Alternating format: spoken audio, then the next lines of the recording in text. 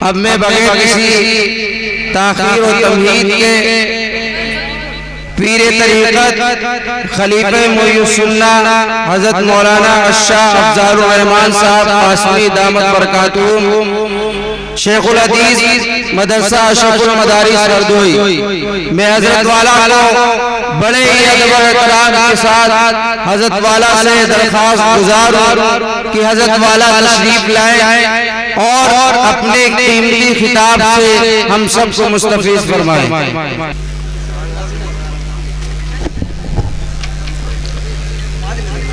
بسم اللہ الرحمن الرحیم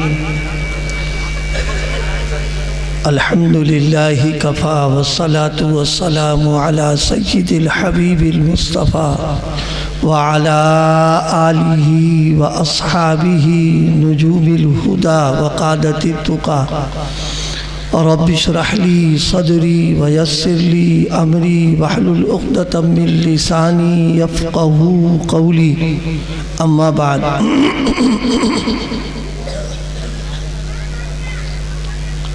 قال النبی صلی اللہ علیہ وسلم افضلکم من قرأ القرآن واقرأ او کما قال علیہ السلام۔ بزرگان محترم، میرے عزیز دوستوں اور ساتھیوں، اللہ پاک کا بڑا فضل ہے اور بڑا احسان ہے کہ ہم سب کو مدرسہ صدیقیہ کے جلسہ دستار بندی میں شرکت کی اور حاضری کی توفیق عطا فرمائی۔ آپ حضرات کافی دیر سے حضرات علماء کرام کے بیانات سے مستفید ہو رہے تھے اور بڑی قیمتی باتیں سننے کو ملی ہیں۔ اللہ پاک ان باتوں کو بھی قبول فرمائے اور ہم سب کو بھی اس پر عمل کرنے کی توفیق عطا فرمائے۔ ہمارے جن بچوں کو اللہ پاک نے حفظ کی دولت عطا فرمائی ہے، ابھی ان کی دستار بندی کا عمل ہوا ہے۔ اس موقع پر چند باتیں متفرق طور پر عرض کرنی ہے، لمبی بات کا موقع نہیں ہے، اس لیے کہ 11:15 ہونے والا ہے۔ انشاءاللہ کوشش ہو رہی ہے منتظمین کی بھی کہ 11:30 اور 11:45 پر دعا ہو جائے۔ سب سے پہلی چیز جو عرض کرنے کی ہے وہ یہ کہ دستار بندی کا عمل جو دینی مدارس میں اور مکاتب میں ہوتا ہے اور ہم لوگ اس میں شرکت بھی کرتے ہیں، کبھی اس پر تھوڑا سا غور کریں کہ یہ عمل دستار بندی کا کیوں کیا جاتا ہے۔ حالانکہ اگر دیکھا جائے، تھوڑا سا غور کیا جائے کہ عصری تعلیم کے تعلق سے ہمارے اپنے علاقے میں بہت سارے بچے ہمارے وہ ہیں جو وکیل ہو رہے ہیں، کوئی ڈاکٹر ہو رہا، کوئی انجینئر ہو رہا، کوئی اور بھی تعلیم حاصل کر کے ڈگری لے کے آ رہا ہے، لیکن کبھی آپ نے اس پر غور نہیں کیا کہ ان ڈگریوں کے ملنے والوں کے سلسلے میں کبھی کوئی اہتمام ان کے گھر والوں نے کیا ہو، ان کی بستی والوں نے یا خاندان والوں نے کیا ہو کہ صاحب ہمارا بچہ ڈاکٹر ہو گیا ہے، اب وہ وکیل ہو گیا، لاؤ اس نسبت پر کوئی تقریب اور پروگرام کریں۔ کبھی آپ نے سوچا؟ اور ان مدرسوں میں جو پڑھنے والے بچے ہوتے ہیں، اولاً تو ان کی اپنی خود گھریلو جو معاشی اور مالی حالت ہوتی ہے وہ اس کی اجازت نہیں دیتی کہ اس طریقے کے لمبے پروگرام کا تحمل وہ کر سکیں۔ اور پھر مدرسوں کا معاملہ ہوتا ہے، آپ سب جانتے ہو کہ ان مدرسوں کی ساری ضروریات عامت المسلمین کے تعاون سے ہوتی ہے۔ تو اب اس مدرسے میں چاہے چھوٹا سا مدرسہ ہو، چھوٹا مکتب ہے اور اس میں جناب والا کوئی بڑی لمبی چوڑی عمارت نہیں ہے، ایک کچا فرش ہے، چٹائی ہے اور اس پر تپائی رکھ کر کے بچے کو پڑھایا گیا، حافظ ہو گیا، ناظر خواہ ہو گیا، تو اب مدرسے والے بھی بڑا اہتمام، گھر والوں کا بھی مطالبہ اور جناب معاونین کا بھی ہے کہ ایک ہی ہوا ہے لیکن دستار بندی کا جلسہ ہونا چاہیے۔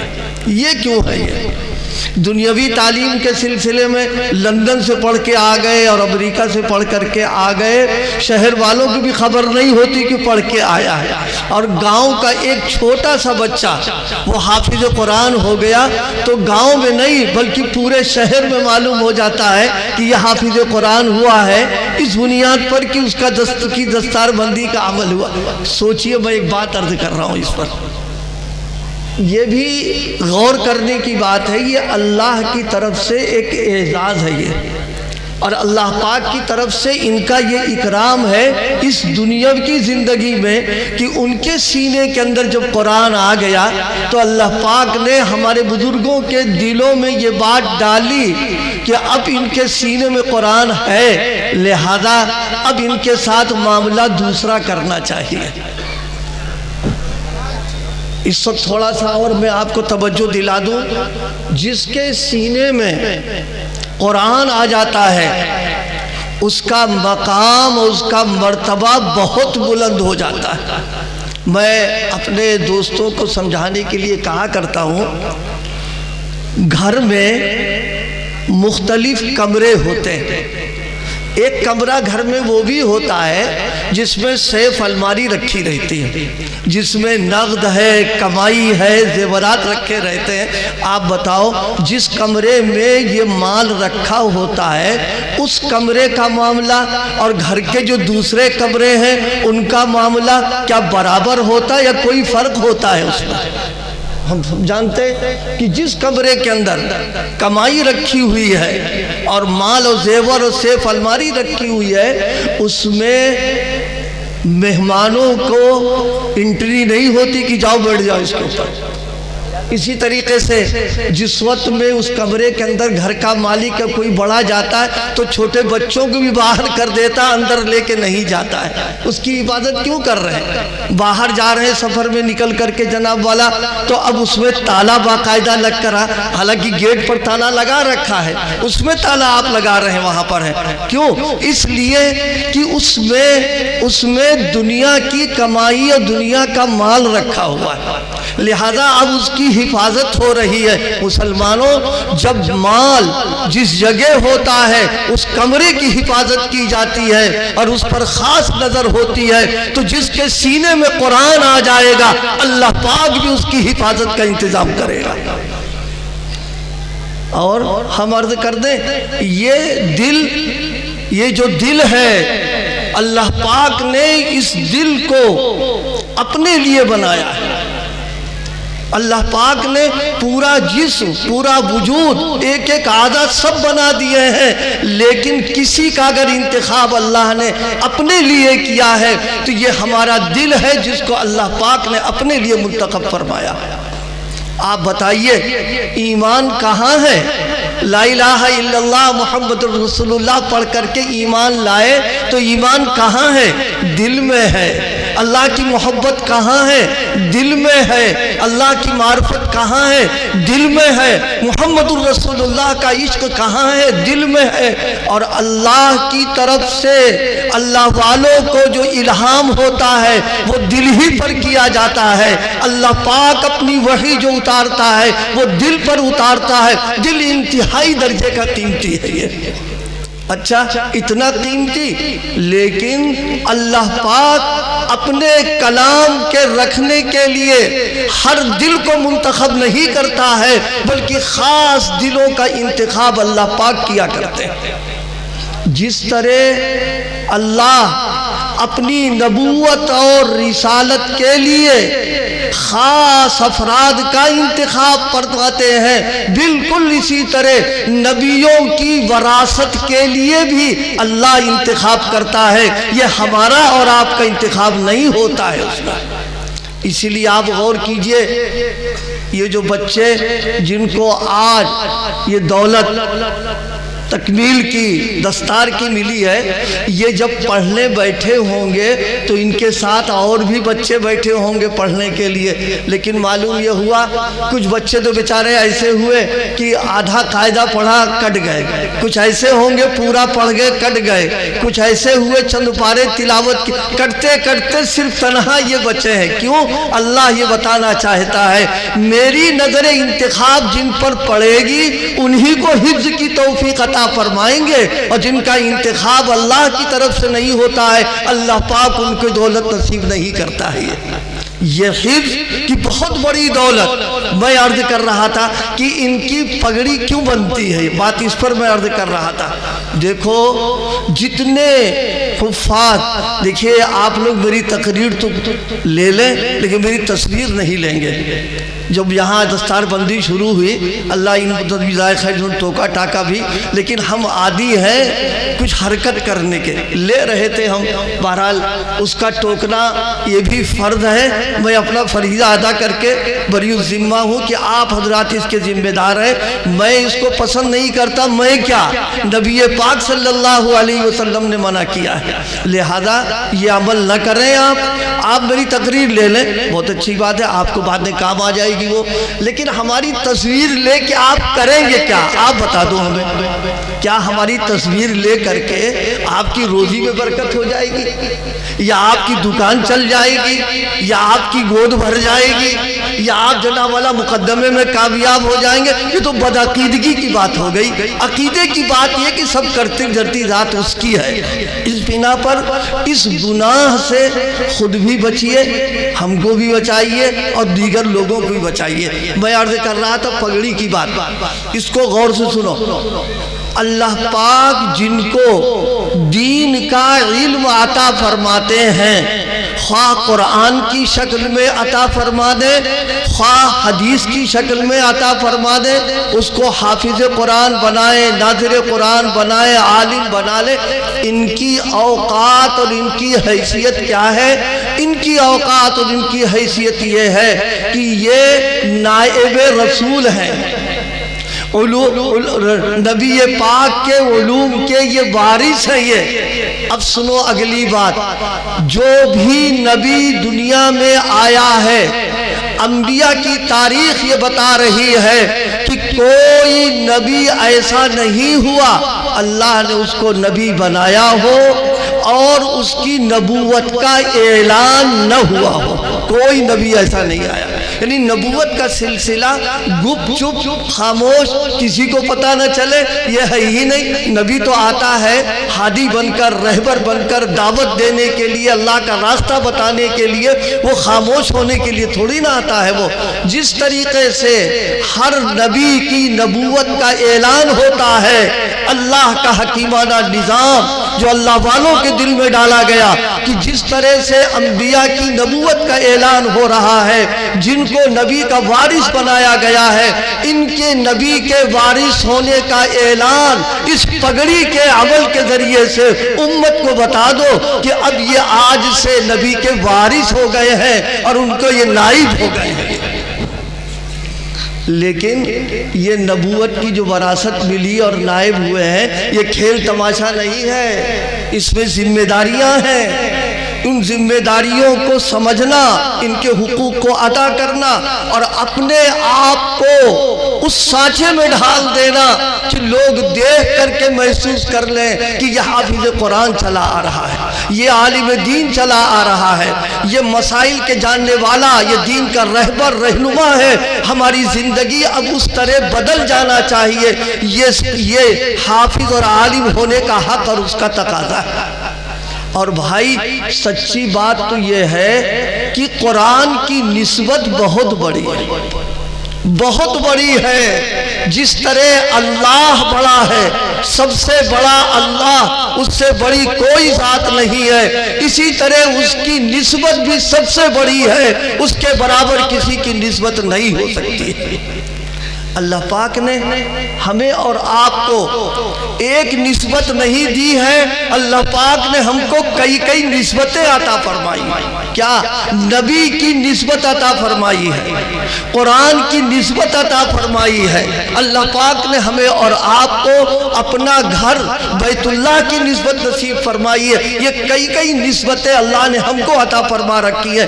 ان نسبت کا تقاضا، اس نسبت کا حق ہم سب کے ذمے یہ ہے، ہم ہر وقت یہ سوچا کریں کہ ہمارا جو تعلق قرآن کے ساتھ میں ہے، اس تعلق کو کتنا ہم نبھا رہے ہیں، اس تعلق پر کتنا اپنے آپ کو چلا رہے ہیں، ہماری زندگی میں اس تعلق کے کتنے اثرات ہیں، ہمیں اور آپ کو یہ سوچنا ہے۔ مجھے ایک واقعہ قرآن مجید کا یاد آیا اور نبی پاک کی نسبت پر قرآن نے اس کو ذکر کیا۔ بہت اختصار سے عرض کر کے بات مکمل کر رہے ہیں۔ نبی پاک صلی اللہ علیہ وسلم تشریف فرمائے۔ ہم نے سب نے آپ کی سیرت میں، تاریخ میں پڑھا ہے کہ آپ کے جو ابتدائی دور 13 سال کے گزرے ہیں، انتہائی تکالیف کے، مصیبتوں کے، آزمائشوں کے گزرے ہیں، ان سب تفصیلات میں بالکل نہیں جانا۔ ایسے موقع پر جو لوگ آپ کے اور آپ کے دین کے دشمن تھے، انہوں نے ایک دعا کی، اور دعا بہت عجیب مانگی ہے۔ دعا تو وہ مانگی ہے، اگر اس دعا کا مفہوم، اس کا مطلب ہم سمجھیں تو ایک بار بدن کے رونگٹے کھڑے ہو جاتے ہیں کہ کیسے جری تھے یہ، کیسے بے باک قسم کے لوگ تھے کہ انہوں نے اس طریقے کی دعا مانگ دی۔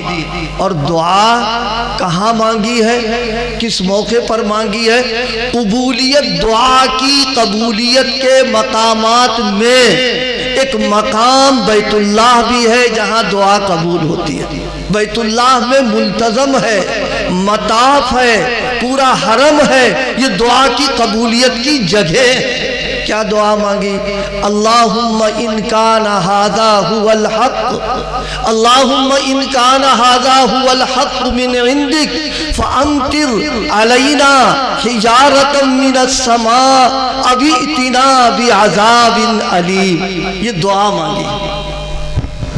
کیا دعا کا مفہوم ہے؟ مفہوم دعا یہ ہے، اللہم، اے اللہ، ان کان ھذا الحق، یہ ھذا کا اشارہ نبی پاک کی طرف ہو رہا، یہ ھذا کا اشارہ نبی پاک پر جو وحی آ رہی اس کی طرف ہو رہا، یہ ھذا کا اشارہ آپ پر جو قرآن اتر رہا، جو دعوت آ رہی اس کی طرف ہو رہا۔ ان کان ھذا ھو الحق، کہ اگر یہ پیغمبر، ان کی دعوت اور ان کا پیغام اور یہ جو پڑھ کر سنا رہے ہیں، اے اللہ اگر یہ برحق ہے، اگر یہ سچا ہے، اگر یہ صحیح ہے، تو امطر علینا حجارۃ من السماء او ائتنا بعذاب علیم۔ اللہ سے دو دعائیں مانگ رہے ہیں۔ میں تو سمجھتا ہوں اگر اللہ کا جلال اور اللہ کا غضب اگر متوجہ ہو جاتا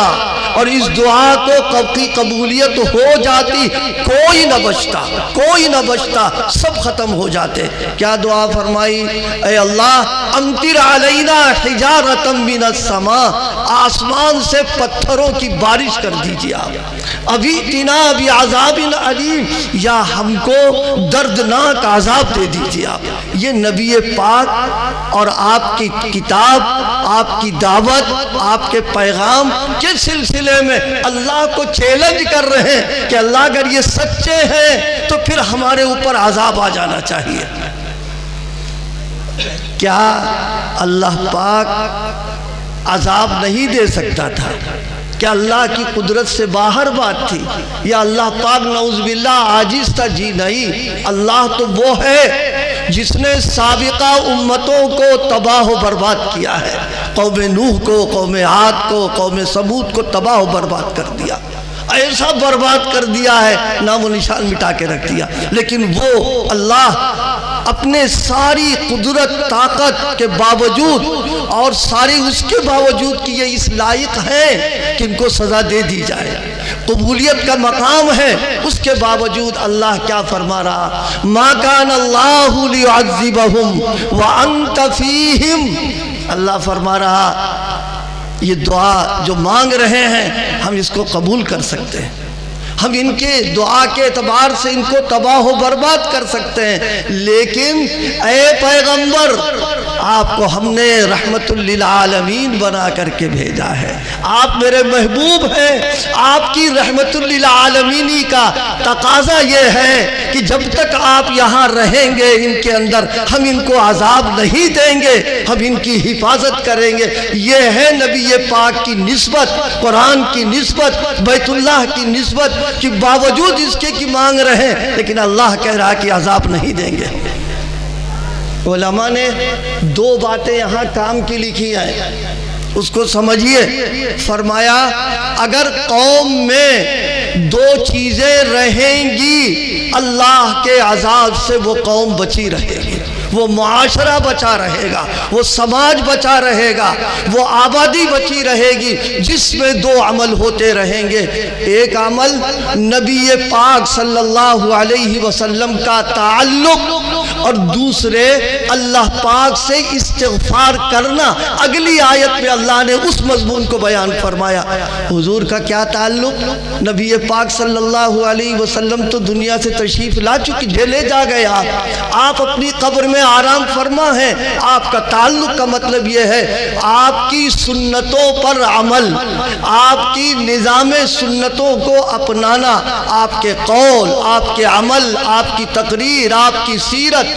جس قوم میں حضور کی زندگی اور حضور کی سنتیں زندہ رہیں گی اور استغفار وہ قوم کرتی رہے گی، اللہ اس کی حفاظت کرتا رہے گا۔ سنتوں پر عمل کریں۔ کچھ لوگ سوچتے ہیں سنتوں پر عمل کرنے کا مطلب یہ کہ مسجد جائیں سنت کے مطابق، مسجد سے نکلیں سنت کے مطابق، نماز پڑھ لیں سنت کے مطابق۔ نہیں، اس کو خوب اچھی طرح سنیے۔ نبی پاک صلی اللہ علیہ وسلم نظام زندگی گزارنے کا جو نظام لے کر کے آئے ہیں، وہ نظام زندگی ہم میں سے ہر آدمی کی زندگی میں آ جائے، ہم سنتوں کے رنگ میں رنگ جائیں، اس سانچے میں اپنے آپ کو ڈھال لیں، اور اسی کے ساتھ ساتھ اگر بھول سے چوک سے کوئی گناہ ہو رہا ہے تو استغفار اور توبہ کرتے رہیں۔ اللہ فرما رہے ہیں کہ یہ دونوں چیزیں ہمارے عذاب سے روکیں گی اور ہماری رحمتیں تمہاری طرف متوجہ ہوں گی۔ سنتوں کا اہتمام اور استغفار کا کرنا۔ اچھا، سنتیں کہاں سے ملیں گی؟ نظام زندگی کا علم کہاں سے آئے گا؟ ہماری زندگی اس رنگ میں کہاں سے رنگے گی؟ پرچون کی دکان پر، سونار کی دکان پر، جوہری کیا نہیں۔ یہ مدارس، یہ مکاتب، یہ وہ ہیں جہاں نظام زندگی سکھایا جاتا ہے، نظام زندگی بتلایا جاتا، پڑھایا جاتا ہے۔ رسول پاک کا لایا ہوا نظام زندگی، اس کی بنیاد ہے قرآن اور اس کی تشریح ہے حدیث، اور اس کو لانے والے صحابہ۔ انہی سب چیزوں کو مدارس کے اندر سکھایا اور بتایا جاتا ہے۔ آپ یہ بتائیے، یہ مدارس و مکاتب ہماری اپنی ذاتی ضرورت ہے ان کی۔ اگر یہ مدارس و مکاتب رہیں گے تو ہماری نسل جو آنے والی ہے اس کو قرآن کا بھی علم ہوگا، اس کو سنتوں کا علم ہوگا، اس کو دین کا علم ہوگا، اس کو جناب والا شریعت کا علم ہوگا، اور اس کی زندگی ان کی اس سانچے میں ڈھلے گی تو اللہ کے عذاب سے، یہ مدارس اللہ کے عذاب سے ہمارے لیے حفاظت کا ذریعہ ہے۔ یہ تو اس لیے میرے دوستوں، میرے بھائیوں، ہم بڑوں سے یہ کہیں گے کہ ہم یہ ارادے کر لیں کہ زندگی سنت و شریعت کے مطابق گزاریں گے۔ خلاف سنت، خلاف شریعت جتنی چیزیں ہیں یہ سب ردی ہیں، ان کو ردی کے ٹوکرے میں ڈال دیا جائے، اور نبی پاک صلی اللہ علیہ وسلم کا جو نظام زندگی ہے یہ اصلی خالص سکہ ہے، جو یہاں بھی چلے گا، جو وہاں بھی چلے گا، اور اس پر جو چلنے والے ہیں آج تک کی تاریخ بتا رہی ہے اللہ نے ان کو عزتوں کے ساتھ رکھا، حفاظت کے ساتھ رکھا ہے، اور مرنے کے بعد بھی سرخروئی ہم کو ملے گی۔ مسلمانوں کی حفاظت اگر کسی چیز میں ہے تو نظام مصطفیٰ میں ہے، رسول پاک کی لائی ہوئی نظام زندگی میں ہے۔ اس کے علاوہ کوئی اور راستہ، کوئی اور طریقہ نہ مسلمانوں کی حفاظت کا ہے نہ کامیابی کا ہے۔ اللہ پاک ہم سب کو نبی پاک کے لائے ہوئے طریقے پر چلنے والا بنا دے۔ دوسری بات اسی کے ضمن میں یہ عرض کرنا ہے، ہمارے ان بچوں کو قرآن پاک کی نعمت ملی ہے، ہم سب یہ ارادے کر لیں کہ انشاءاللہ اپنی اولادوں کو دین پڑھائیں گے، اپنی اولادوں کو قرآن پڑھائیں گے، اپنی اولادوں کو سنت سکھائیں گے، اپنی نسلوں کو دیندار بنائیں گے۔ اس کا یہ مطلب ہرگز نہیں ہوتا کہ ان کو عصری تعلیم نہ دی جائے، عصری تعلیم دیجئے، لیکن دینے کے ساتھ ساتھ میں سب سے پہلی فکر یہ کریے کہ ان کی بنیادیں مضبوط ہو جائیں، ان کا ذہن اسلامی بن جائے، ان کا دماغ دینی بن جائے، اس کے رنگ میں رنگ جائیں، پھر وہ کہیں بھی جائیں گے کوئی رنگ ان کے اوپر نہیں چڑھ سکتا ہے۔ مثال ایک چھوٹی سی عرض کریں، ہمارے اپنے ایک تعلق والے ایک گھرانہ ماشاءاللہ اب غالباً ڈاکٹر ہو چکے ہیں یا وہ باہر گئے ہیں تعلیم کے لیے، وہ گھر کی اور مکتب کی ابتدائی تعلیم ان کو دلائی گئی اور وہ حافظ ہو گئے۔ حافظ ہونے کے بعد اب عصری تعلیم کا مسئلہ آیا۔ ظاہر ہے کہ عصری تعلیم گاہوں کا جو رنگ ہوتا ہے، جو ماحول ہوتا ہے، جو رہن سہن ہوتا ہے، وہاں کوشش ہوئی کہ یہ اس رنگ میں رنگ جائیں۔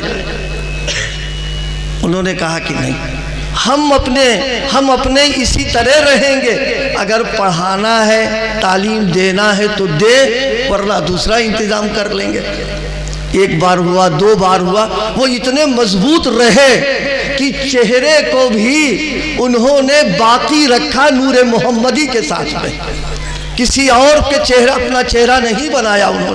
انہوں نے اپنے سر کا تاج ٹوپی رکھ کر کے تعلیم عصری انہوں نے حاصل کی ہے۔ لاکھ ان کو کہا گیا، انہوں نے کہا نہیں، اسی طرح ہم رہ کر کے تعلیم حاصل کریں گے۔ اللہ پاک یہ پختگی ہم اپنے بچوں میں پیدا کرنے کی فکر نصیب فرما دے، کیونکہ اگر بچوں پر اتنی محنت ہم نے نہیں کی ہے تو خطرہ اس بات کا لگا ہوا ہے کہ آگے بڑھ کر کے یہ بچے ایمان پر رہیں گے کہ نہیں رہیں گے، وہ تو ان کے ساتھ ہوگا، لیکن کل قیامت کے دن اللہ ہم سے بھی پوچھے گا کہ تم کو ہم نے یہ اولاد جو نعمت دی تھی، تم نے اس کا کیا حق ادا کیا اور کتنا تم نے اس کو دیندار بنایا۔ اللہ پاک ہم کو اپنی بھی فکر نصیب فرمائے، اپنے بچوں کی بھی فکر نصیب فرمائے، اور اسی کے ساتھ ساتھ ہمارے لیے خوشی اور مسرت کی بات یہ ہے کہ اپنے علاقوں میں دینی مکاتب و مدارس کو جو سلسلہ چل رہا ہے، دعائیں کریں اللہ اس کو باقی رکھے، سلسلہ چلتا رہے۔ یہ تو پاور ہاؤس ہے، روشنی کا مسئلہ ہے، اور اللہ ہم کو توفیق عطا فرمائے اس سے روشنی لینے کی، اس سے استفادہ کرنے کی۔ بس میں انہی کلمات پر اپنی بات کو ختم کر رہا ہوں۔ اللہ پاک میری گزارشات کو قبول فرما لے، اس پروگرام کو قبول فرمائے۔ اس پروگرام میں جتنے لوگوں نے جس طریقے کا بھی تعاون کیا ہے اور جس طریقے کا انہوں نے ساتھ دیا ہے، اللہ تعالیٰ سب کے تعاون کو قبول فرما کر اس کی برکتوں سے دیندار ہونے کا فیصلہ فرما لے۔ اور بھائی یہ جو باغ و بہار نظر آ رہی ہے اس وقت میں، ظاہر ہے اس میں تو بہت سارے لوگوں کی محنتیں کوششیں ہیں، لیکن اصل درخت کا جو لگانے والا ہے وہ اگرچہ جا چکا ہے، حاجی عبدالستار صاحب، اس موقع کے اوپر ان کو یاد کرنا، یہ ان کی اس محنت کا حق ہے کہ ان کو یاد کریں اور ان کے لیے دعا بھی کریں، ان کے لیے، ان کی اہلیہ کے لیے، کہ اللہ پاک ان کو بہترین جزا نصیب فرمائے، ان کے درجات کو بلند فرمائے۔ یہ تو ان کے لیے صدقہ جاریہ ہو گیا، جب تک یہ چلتا رہے گا اور یہاں کے پڑھنے والے جہاں تک پہنچاتے رہیں گے، سب کو الگ الگ ثواب ملے گا، مجموعی ان کے کھاتے میں چلا جائے گا۔ اللہ پاک ہم سب کو بھی اس طرح دین کے کام کرنے کے لیے قبول فرما لے۔ ہو گیا بھائی، دعا کر، بس ہو جائے، سب پرچی ہو جائے گی۔